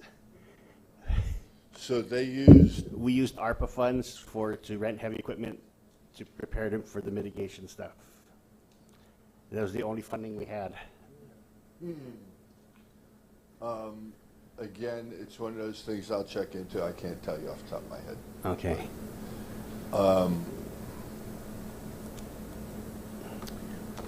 The purchase orders were cut, I think, a few days before the storm. I'm gonna Yeah, need, I'm gonna need to talk to my Sure, attorney on not a this. problem. Angel can explain more. Yeah, I brought this concern up at the government house, and Bob Fenton was there, and he said no. You can't reimburse federal to federal.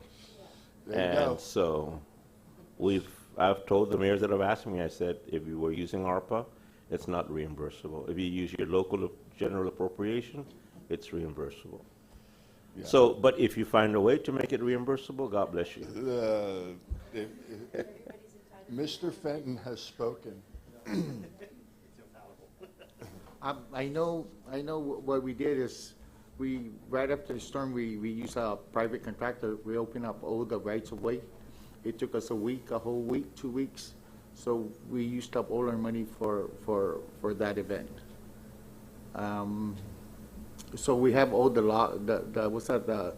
roadsides and everything of what equipment we use, how many manpower hours we use, and what we did.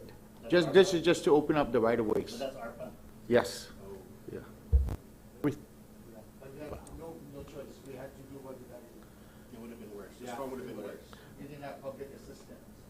But Mary, the big boss from FEMA, what's her name, Deanne? He's coming back next week, so. Who you talking about, Vern? As is his boss. That's Ben. I mean, you're talking about Bob. But the one in He's coming DC, out on the 24th. and the one in DC, the big concho lady, Yes. Deanna? Deanna Criswell, yes. Yeah, Criswell. She's going to be out here On the with Bob 24th.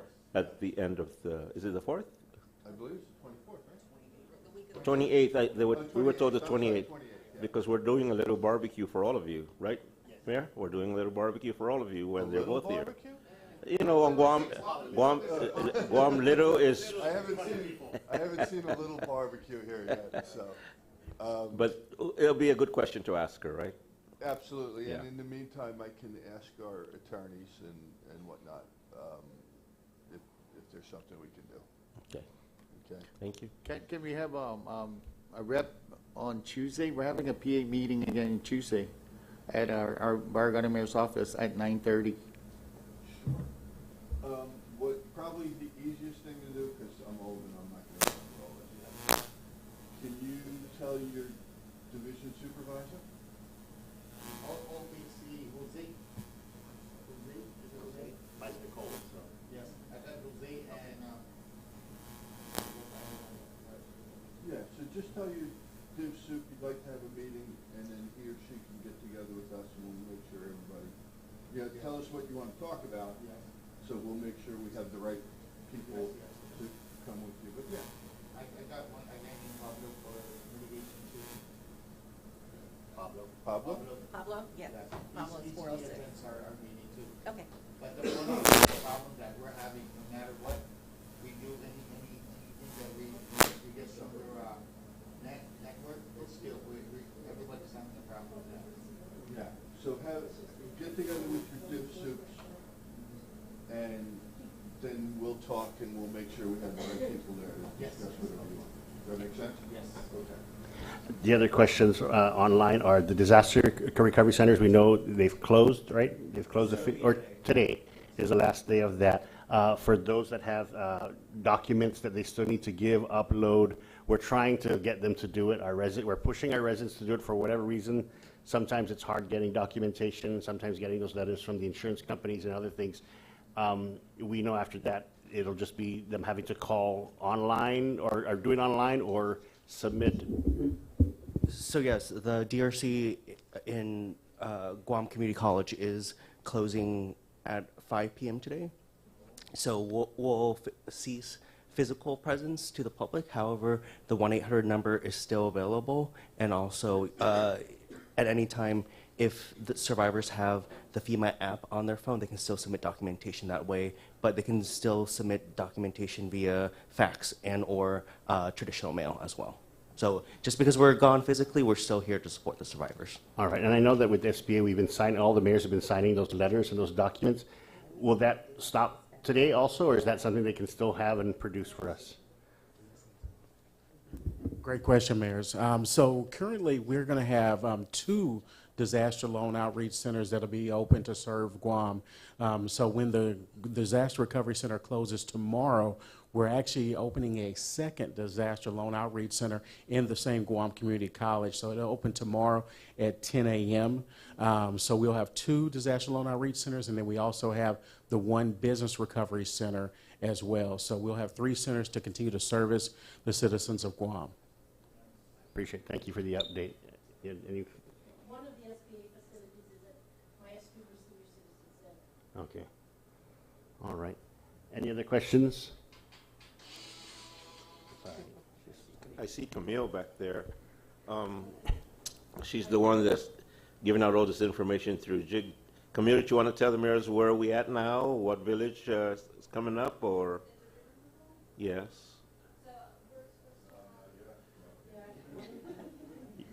Tell them to download the ARC GIS. Being updated, I just want to let you know that. Yeah, so that is being updated daily by the U.S. Corps of Is it Engineers. now, though? Because on Monday afternoon, it was last updated on the 11th. So several days. So I'll follow up with them on that. We Okay. are still meeting on Mondays and Wednesdays to get those kinds of things updated. We're also meeting with them on Tuesdays and Thursdays as a part of the JIC, so we're able to get the information out to you guys. I know that our last news release that came out is the most up-to-date in terms of who should be planning to put debris out and who should already have their stuff out and sorted. We are hoping to have some more information out later this week. We're just waiting to see how that goes. I know with the weather and with the differences in priorities for where we're trying to get the contractors to go, that's changing a couple of things. So we'll have that information out to you guys as soon as we can. The JIC is still the best place that you can get the information for everything going on with the debris removal, and that site that they have online from the USACE contractors is also going to be an accurate and timely place to get that information. All right, thank you. And then just back on the Guam Strong, I know there's paperwork that did get released and stuff. I know it was lacking contact information, and for some of us who saw it, or some of the staff who saw it too, it's on a FEMA letterhead, but it doesn't normally have those 3 seals, which normally we were expected to expect, which is the Homeland, the Governor's Office seal, the FEMA seal on the bottom to say, like, this is official, this is what we're doing. I know it's just internal, but it was a memo that got sent out, and so it was kind of like, what is this? And then the attachment was, so if those can be more on, I guess if it goes through the channels of how it is, because like I said, Mayor Alex's concern was that people are going to hear about this, they're going to ask about this and inquire about this, and we're going to show them something that's lacking the proper kind of credentialing on it. Yeah, Charles, do you have any information on that? I know that any information that's coming out of the JIC will have those seals. We haven't put out anything for Guam Strong yet this week. So is that a separate? So we put out a document talking about property eligibility, and we did run that through the JIC. That was, we asked them to put it on letterhead, so that was sent over to Veronica. Is that something that's gone out to the public, or is this? No, it was distributed okay. to the mayors because this wasn't going to be a public application. It's just a referral system. So for the internal information, you guys would like to see that on? We just wanted to make Okay. sure that it was, we just wanted to make sure it was official on this, because we saw it, the staff, we don't do it, so, our staff, we get to the staff and they're like, is this legit? And I was like, it's like, it looks very good. It's a FEMA letterhead on top, but there's no other Guam kind of, this is ours or not. And so before we kind of send them on that, so there was just a concern about the credentialing of that, because the last time the Rise Up stuff got released without the seals, then everybody started getting all, what's this about? We're like, oh, it was premature. Okay. And is that internal memo, is that meant to be shared with the communities, or was that just for awareness for the mayor's offices? Just for the mayor's office. Okay, so anything that's going externally for the community, that's always going to come out through the JIC. Okay. Otherwise, we can make sure to include information in there saying, please do feel free to share this with the public. Okay, sounds good. Thank you. No worries. They just got to type to the bottom there. And so when we get the, maybe it's through Angel, so when we get the Guam Strong program, like, for example, our total, who do we give that to? Where do we upload it, give it to you? Do we hold it? Actually, Charles is now the one working individually with all the mayors, because I just gave him a list today of who wants to do it through the offices and who wants to do it through the nonprofit. Okay. So we are working with Serve Guam. Okay. They're going to be the ones that will receive information from the mayor. Okay. We have it prepared. We just want to know who we give it to. Thank you. Any other questions from the colleagues? Anyone online? Ganya Heights or PD? None? Well, thank you so much. We appreciate you coming by. Yes, sure, you want to make a comment? Go ahead. Once again, mayors, I want to thank you all for allowing me to present today. I'm the Public Information Officer, Corey Williams. I'm sure you were working with Kevin Wynn previously before. So I just want to let you know that even though our physical deadline has passed, I'm working very closely with our Guam businesses and our nonprofits. I actually spoke at the Guam Hotel and Restaurant Association, as well as presenting with the Guam Women's Chamber, as well as the Guam's Chamber of Commerce. So the one thing I want to emphasize is that the physical deadline is passed, but there is still time to apply for the economic injury disaster loan. And the one thing that most Guam business owners and nonprofits like, you can see your roof blown off. You can see water in the building. You can see windows blown out. But most of the time, Guam businesses don't see the economic injury, loss of sales, having to lay off employees, or even not be able to meet the necessary lease or mortgage obligations. So those are all signs of economic injury, and they're somewhat of a silent killer for some of the small businesses especially. So I want to emphasize that again, that's a 0% interest accrual on all the business loans for the entire first year, and it's a 12-month deferment. So no payment for the first 12 months, as well as a 0% interest accrual. So for the businesses that may have lost their storefront and having to recreate or reimagine their business through internet, that economic injury disaster loan can be used for that purpose. And just general, like whenever I was on the radio show the other day, a lot of restaurants are inaccessible. Portions of the restaurants are inaccessible. Again, that's revenue that is lost because that full space is not available. So I'll continue to message the Economic Injury Disaster Loan Program. And the one thing I always say is that for our businesses, most of the time they don't want to pledge collateral, so our Guam business owners can borrow up to $25,000 unsecured for their physical loss, as well as $25,000 for their economic injury as well. So just to let you know that the SBA programs are still in play for our businesses as well as our homeowners and nonprofits, and that interest rate for the businesses is set at 4%. The interest rate for our nonprofits is set at 2.375. No closing costs, no cost to apply, no prepayment penalty. And our administrator, Isabella Casillas Guzman, is really big because she came from Cal Go Biz, so she has a heart for our business community. So again, the one thing I want to emphasize for our Guam businesses is to make sure to know, mayors, that the funds are available for our Guam businesses and nonprofits. And with that 12-month deferment and that 0% interest accrual, it may be the difference in keeping our Guam businesses sustained versus shutting those doors within a year. Has that been put in a press release on the economic injury loan program? Yes, sir. So we had I don't remember. Can we get that back out? Can we probably push that out again from the JIC side? That'd be great to give, because they're all very business-centric districts, and this is the first time I'm hearing about this part. So JIC has a lot of stuff, so at least if it's a standalone JIC for just economic injury losses for small business, that would be very good to give to our people on this. My pleasure. Yeah. Thank you. Thank you. Thank you. All right, before we close, do you want to say something? Sure, go ahead. Really quick, mayors, thank you again. Brian Bui here for FEMA Individual Assistance. I just want to reiterate that although we are moving off island physically, the period of assistance for FEMA Individual Assistance is 18 months. This can include continued temporary housing, which is additional rental assistance, and also with the late registration. We're still accepting late registration up until September 26th. So anyone who hasn't registered, we still encourage everyone to register if they were impacted by the typhoon. So I know you're going to get, I think the last few days you had a few hundred up there. Yeah, so it's still busy. And until close of business today, we're sending additional individual assistance staff to Guam Community College, so that there should be less of a wait on the last day. Understood. Thank you. Thanks so much. Appreciate it. Thank you. So before we close today, I do want to introduce, we actually have a very special guest, Terry Guevara-Smith. You are here. Thank you so much for your advocacy. We really appreciate what you do. You can just come up and just say a few words and just introduce yourself to the viewing public, and then we'll go ahead and close here. Half a day. Good to see you. Half a day, mayors. Hi. Half a day. Half a day. Half a day.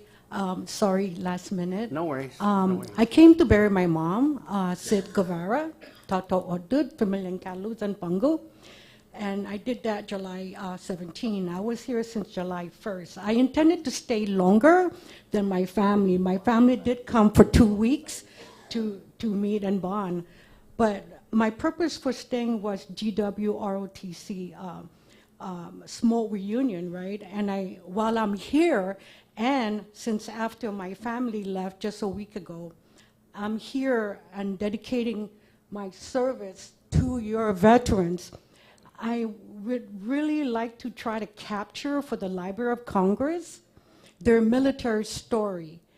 The military story is archived under the Veterans History Project that is under the Library of Congress Folk Life Center, right? I started volunteering when I retired December 31st, 2021 in DC. I retired from the federal government, and I told myself no more volunteer work, but immediately I volunteered for the Library of Congress to be an interviewer, because I really believe that capturing your mom and dad's story, or your uncle or your brother, and having it archived in the Library of Congress, right? The archive nation for the United States. And for our story, our Chamorro veteran story. Now, I don't only do it for Chamorros, I also do it for anyone. And it's not only for those who went to battle, but for any veteran. And there's 3 ways for you to tell your story. An interviewer like me, I come, quiet place, I interview you, I send your stuff to the Library of Congress, they twig it, they post it. It's all online. The other way is your child or your wife can tell your story. And if that veteran passed, the child can tell the story for their mom and dad, right? Then the other way is your writing and typing, telling your own story by paper, okay? So I leave October 1st because I have to get back to Maryland, to my family. And I'm giving myself, I'm not here with an organization, I am here with me, myself, and I.